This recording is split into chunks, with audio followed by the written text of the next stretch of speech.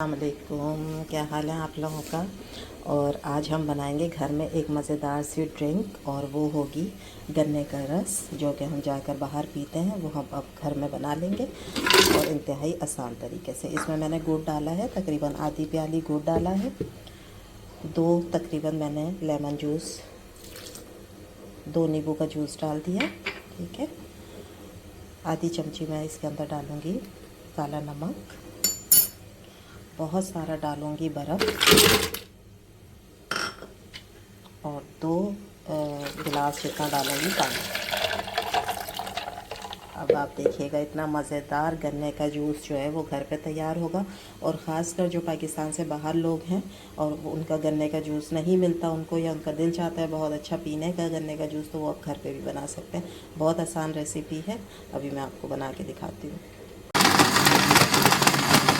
देखें जी, माशाल्लाह से बिल्कुल वही कलर है ना जो गन्ने के जूस का हम जाके बाज़ार में पीते हैं। ठीक है, वही कलर आया है और उसी तरह के इसके ऊपर झाग है, जिस तरह से हम मार्केट में जाकर या कहीं बाज़ार में दुकान पे जाकर पीते हैं। ठीक है, अब मैं इसको सर्व करती हूँ गिलास में।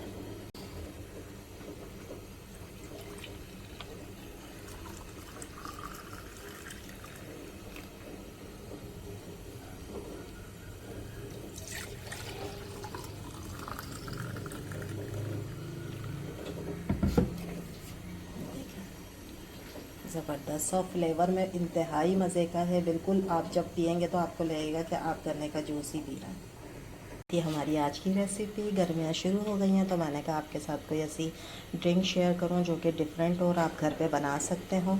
तो ये था हमारे मज़ेदार सा आज गन्ने का जूस। उम्मीद है आप लोगों को ये रेसिपी अच्छी लगी होगी। गन्ना नहीं है घर में, लेकिन आप गन्ने का जूस बना सकते हैं घर में, मज़ेदार सा ठंडा ठंडा सा।